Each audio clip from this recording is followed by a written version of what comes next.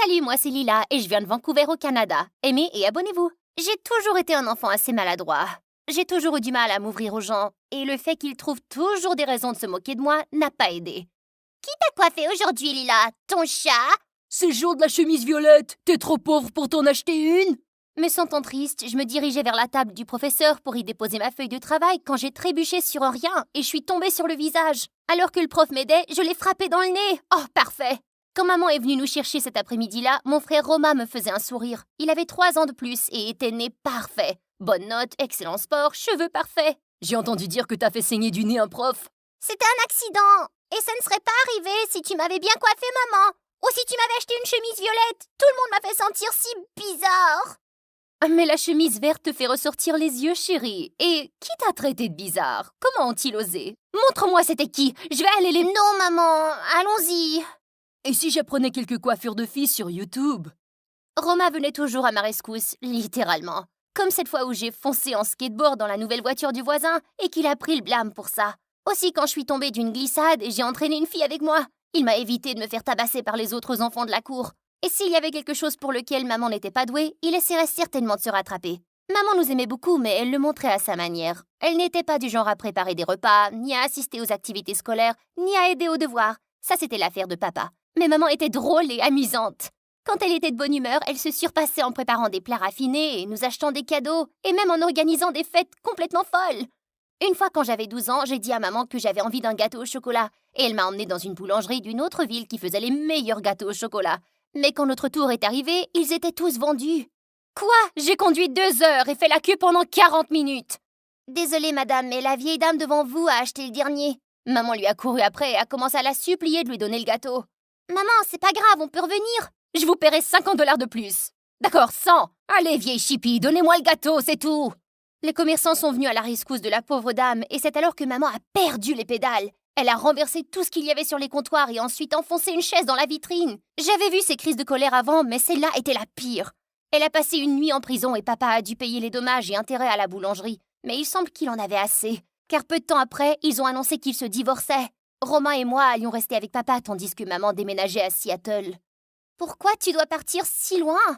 Chérie, j'ai besoin d'une thérapie pour régler mes problèmes d'humeur. Il y a un grand centre à Seattle où je pourrais obtenir de l'aide. Ma sœur y vit aussi. On se reverra bientôt. Je le promets. Mais cette promesse n'a cessé d'être repoussée, et les mois se sont transformés en années. Elle n'était autorisée à passer des appels téléphoniques que 2 fois par semaine, et je voulais jamais manquer ces appels. Lui parler me rassurait, car sinon ce n'était pas terrible. Depuis le divorce, j'étais devenue encore plus distraite et plus maladroite, si c'était même possible. Rapidement, Romain est devenu très occupé par l'école, le sport, les amis et les filles qui lui faisaient de l'œil. Maman me poussait à me faire mes propres amis, alors quand une nouvelle fille est arrivée en 3e, j'ai décidé d'essayer. Elle était assise toute seule dans la cafétéria, alors je me suis approchée en essayant d'avoir l'air cool et gentil. Candice, c'est ça? Tu dois te sentir un peu perdue. Je sais qu'il est difficile de se faire des amis dans une nouvelle école, alors je pourrais être ton amie si tu veux. Et je connais tous les endroits secrets d'ici. Il y a le placard inutilisé du concierge et la salle de bain qui est toujours en panne. Et alors que j'agitais ma fourchette, j'ai soudain envoyé des spaghettis directement dans les yeux de Candice. Oh mon Dieu, tu essaies de me tuer ou quoi? Oh non, je suis désolée. J'ai l'air d'un loser d'après toi. Si je veux des amis, je pourrais les avoir en claquant des doigts. Je n'ai pas besoin d'une... attends une seconde. Tu serais pas la fille de la dame qui a viré folle dans la boulangerie? Quoi? Non, je ne sais pas de quoi tu parles. Ouais, c'est toi. Ta mère a essayé d'arracher le gâteau à ma grand-mère. J'étais là pendant toute la durée de l'événement. Eh bien, ça explique beaucoup de choses. Candice a répandu l'histoire de la boulangerie partout. Et elle ne plaisantait pas quand elle disait qu'elle se faisait rapidement des amis. Très vite, elle et ses sous-fifres ont trouvé des moyens de s'en prendre à moi tout le temps. Maman, je peux vivre avec toi. Je déteste vivre ici. Papa et Romain sont trop occupés et tout le monde pense que je suis bizarre. Et maintenant, j'ai des méchants à mes trousses. Fais juste les ignorer. Lorsqu'ils n'obtiennent pas ces réactions, ils finissent par abandonner. Et tu n'es pas bizarre, Lila. Tu es spéciale. Tu dis seulement cela parce que t'es ma mère. Ok, alors quand peux-tu quitter le centre? Dans quelques mois, ma chérie. D'accord, mais tu me manques. Tu me manques aussi, mon cœur. Puis un jour, je suis rentrée à la maison et j'ai trouvé Romain en train de préparer la table pour le dîner. Une assiette de plus. Oh super, t'es là. Écoute, papa amène une amie ce soir et je veux que tu sois ouverte d'esprit à ce sujet, ok? C'est qui? Mais avant qu'il ne puisse me répondre, papa est entré avec une superbe femme à son bras. C'est qui ça? C'est Karen, chérie. Nous sortons ensemble depuis quelques mois et j'ai pensé qu'il était temps de la présenter à ma famille, tu sais. Bonjour Lila, c'est si bon de te rencontrer. Tu sors avec elle? Mais qu'en est-il de maman? Lila, nous avons divorcé il y a 2 ans. Ne penses-tu pas que je mérite de passer à autre chose? T'es incroyable! Je sais pas comment tu peux penser qu'une femme pourrait remplacer ma propre mère! Maman travaillait si dur pour être meilleure et elle disait toujours qu'elle voulait se remettre avec papa. Comment avait-il pu chercher quelqu'un d'autre? Plus tard, j'ai ouvert la porte pour trouver de la nourriture et un mot de Roma. Je comprends que le changement est difficile, mais je suis disponible si tu veux en parler. Je ne comprenais pas pourquoi Roma était si d'accord avec tout cela. Et je n'ai même pas eu le temps de me faire à l'idée car tout à coup, Karen avait emménagé. Chaque fois qu'elle essayait de me tendre la main, je l'ignorais. Mais ça devenait de plus en plus difficile de faire ça car elle avait bientôt redécoré toute la maison et elle avait même mis une photo géante d'elle et papa dans le salon. C'était bien trop. Maman, je t'en supplie, reviens. Cette femme prend le contrôle de nos vies. Je n'arrive toujours pas à croire que ton père est passé à autre chose si rapidement. Il m'a forcé à rejoindre ce centre de thérapie parce qu'il disait que je n'étais pas capable de m'occuper de vous. Et maintenant que je suis ici toute seule, il a trouvé une remplaçante? Je parie qu'elle est jeune et jolie, n'est-ce pas? Non, maman, elle est moche et elle ne pourra jamais te remplacer. Elle ne sera jamais ta mère, Lila. Bien sûr que non. Je me suis sentie trahie par mon père. Maman avait besoin d'un travail et d'un logement quand elle quitterait le centre, et j'ai décidé de commencer à économiser pour l'aider. Je n'allais pas vivre avec Karen. J'ai commencé à faire des petits boulots pour mes voisins, comme promener leurs chiens, garder les enfants, tondre les pelouses, mais ma maladresse me conduisait toujours à un désastre. Après qu'un des chiens de mon voisin se soit enfui, je n'arrivais plus à le retrouver et j'ai été officiellement bannie. J'ai alors décidé de monter un stand de cupcakes à l'extérieur de l'école après les heures. Je travaillais fort dans la cuisine quand Karen est entrée. « Chérie, tu organises une vente de pâtisserie? » Ne m'appelle pas chérie, ça sonne faux. D'accord, j'ai compris. Je suis plutôt douée en pâtisserie. Tu veux que je t'aide? Non, pourquoi t'as touché à ma pâte? Maintenant je vais devoir l'acheter. Oh. Pourquoi? Parce que tu l'as touchée. Et je suis allergique à toi, donc probablement les autres enfants le sont aussi. Le visage de Karen est devenu tout rouge et elle est partie. Je m'en moque, je la déteste. Les 2 premiers jours, mon stand roulait très bien, puis j'ai reçu la visite tant redoutée de Candice. Oh, génial! Oh, tu t'es mis à la pâtisserie à cause de ta mère, n'est-ce pas? Pour qu'elle ne perde pas la tête dans une boulangerie à nouveau, hein? C'est drôle. Dégage!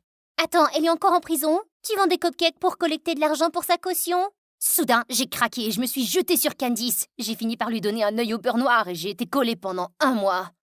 Qu'est-ce qui t'arrive? Je n'aurais jamais cru que tu pourrais être aussi violente. Et comment tu saurais quoi que ce soit à mon sujet? Tu ne me portes jamais d'attention. Si tu étais plus comme maman, tu saurais que Candice me fait mal depuis des lustres. Mais Lila, pourquoi ne pas le dire au directeur ou au professeur? J'ai ignoré Candice comme maman l'a dit pour qu'elle cesse de m'ennuyer. Comme ça, elle ne fera que devenir de plus en plus audacieuse. Écoute, pourquoi tu dois toujours mettre ton gros nez dans tout? Tu n'es pas ma mère. Eh bien, remercions Dieu pour ça, car tu es une sale gosse. J'étais choquée par l'emportement de Karen, parce qu'elle ne réagissait pas comme ça d'habitude. Elle a quitté la pièce et je suis partie moi aussi. En passant un mois en retenue, j'ai fait la connaissance d'un nouveau groupe d'enfants et un élève de terminale nommé Chad. Il semblait s'intéresser à moi. Il était assez populaire à l'école et je me suis sentie flattée quand il m'a invitée à sortir. Chad est dans ma classe, c'est un problème. Ne t'approche pas de lui. Il m'a l'air tout à fait sympathique. Et mêle-toi donc de tes oignons. Contrairement à Roma, maman était heureuse d'apprendre que j'avais un petit ami et Candice avait l'air d'avoir mangé des citrons chaque fois qu'elles nous voyaient ensemble. Peu après, Chad m'a invité à une fête exclusive dans le gymnase de l'école un samedi soir. Par chance, papa était parti de la ville avec Roma cette semaine-là. Et je ne m'attendais pas à ce que Karen prenne de mes nouvelles, alors je me suis facilement éclipsée. Candice était là aussi, mais je l'ai ignorée en dansant avec Chad. Je me suis excusée pour aller aux toilettes, mais quelques instants plus tard, j'ai entendu la serrure s'enclencher. Hé, c'est qui? Je suis ici! Oh, je sais! À lundi! Je frappais à la porte comme une folle, mais personne ne venait. J'ai même laissé mon sac dans la salle de sport avec mon téléphone à l'intérieur. J'ai essayé d'escalader la fenêtre de la salle de bain, mais j'ai glissé et je me suis fait mal. Il semblait que des heures s'étaient écoulées lorsque la porte s'est ouverte. Oh mon Dieu, ça va? Karen m'a immédiatement emmenée à l'hôpital et m'a posé un bandage à la cheville. Au fait, comment as-tu su où j'étais? Je suis allée dans ta chambre et tu n'y étais pas. Et comme ça faisait plusieurs heures, j'ai ouvert ton ordi et j'ai vu les photos que Chad avait postées sur Facebook. Lorsque je suis arrivée à l'école, l'endroit était vide. Je n'arrivais pas à croire que Chad n'ait même pas cherché pour te trouver. C'était un geste plutôt moche, ça. Écoute, Lila, je suis désolée de t'avoir traité de sale gosse. Je sais que c'est un très gros ajustement, mais ne laisse pas ta colère prendre des décisions qui te blesseront. Tu mérites tellement mieux que Chad, et tu n'as pas à supporter Candice. Nous pouvons en parler au principal si tu veux. Peu importe ta décision, je serai là pour te supporter et pour t'aider, d'accord? Merci, Karen. Il s'est avéré que tous les participants à la fête avaient ensuite abîmé les couloirs de l'école avec des bombes de peinture et avaient été filmés par les caméras. Ils ont tous été suspendus pendant des semaines. Alors que papa et Roma étaient toujours absents, Karen et moi avons commencé à tisser des liens. Elle était intelligente et drôle et j'ai commencé à l'apprécier. Elle faisait souvent des petites choses attentionnées qui m'ont fait me rapprocher d'elle. Mais quand j'ai raconté à maman tout ce qui s'était passé, elle a piqué une crise. Alors, toi et Karen, vous êtes les meilleures amies maintenant? Tu oublies ta mère, c'est ça? Ce n'est pas le cas, maman. Mais papa aime Karen maintenant et c'est peut-être mieux ainsi, en fait. C'est mieux? Alors tu me remplaces comme ça? Non, je pourrais jamais te remplacer. Karen est ton héroïne maintenant et moi je suis personne. Ben au moins Karen est là pour moi. Parfois je pense que tu continues à mentir en disant que tu es dans un centre. Ça fait plus de 2 ans, maman. Es-tu en prison? Dis-moi. Maintenant je suis menteuse? Waouh, quel enfant ingrate! J'étais là pour toi, écouter tes pleurnicheries sans arrêt. Tu es agaçante. Tu me fais de la peine, maman. Je veux plus parler avec toi. J'étais trop en colère pour l'appeler les semaines suivantes. Et elle ne l'a pas fait non plus. Mais à la maison, tout allait bien et nous avons même pu nous amuser tous les deux. Et quand Chad est retourné à l'école, j'ai rompu avec lui. Pourquoi es-tu un tel bébé? Je pensais que tu t'ennuyais à la fête et que tu étais rentrée chez toi. T'es juste une perdante. Tu peux pas rompre avec moi. Hé, lâche! Soudain, quelqu'un lui a donné un coup de poing. Et avant même que je m'en rende compte, Roma a attaqué Chad. Il s'est retrouvé à l'hôpital avec une commotion cérébrale. Et Roma a été accusé. Non, s'il vous plaît, il ne faisait que me défendre. Il pensait que Chad me faisait du mal. Mais les officiers n'ont pas voulu écouter. Karen et papa n'étaient pas à la maison et je les ai appelés pour qu'ils viennent rapidement. En les attendant, j'ai senti que je devais tout raconter à maman. J'ai appelé et appelé, mais elle ne décrochait pas. Lui était-il arrivé quelque chose? Mais les derniers mots que je lui ai adressés étaient si méchants. J'ai appelé encore, paniqué, puis j'ai perdu connaissance. En me réveillant, papa et Karen étaient à mes côtés. Et je me suis mise à pleurer hystériquement. Maman ne reviendra pas, n'est-ce pas? Oh ma chérie, je suis désolée. Après l'accident de la route de ta mère, elle est tombée dans le coma et tu as commencé à avoir des trous de mémoire. Quelque temps plus tard, tu as inventé cette histoire de maman dans le centre et tu as commencé à lui parler au téléphone. C'était ton mécanisme d'adaptation et nous avons dû attendre que tu guérisses par toi-même. J'ai réalisé que ma peur d'affronter les brutes ou ma culpabilité d'avoir laissé Karen remplacer maman venait de moi. Maman n'était que ma propre voix intérieure. Qu'en est-il de Roma? Il fera des travaux d'intérêt général pendant 6 mois. Papa, je suis vraiment désolée de la façon dont j'ai agi. J'étais en colère et je me sentais seule. Je pense que c'est pour ça que j'ai passé des coups de fil avec maman. Mais je me sens pas si seule ces derniers temps. Je pense que je suis prête à me faire aider et à essayer d'aller de l'avant. Et nous serons avec toi à chaque étape du chemin, mon amour.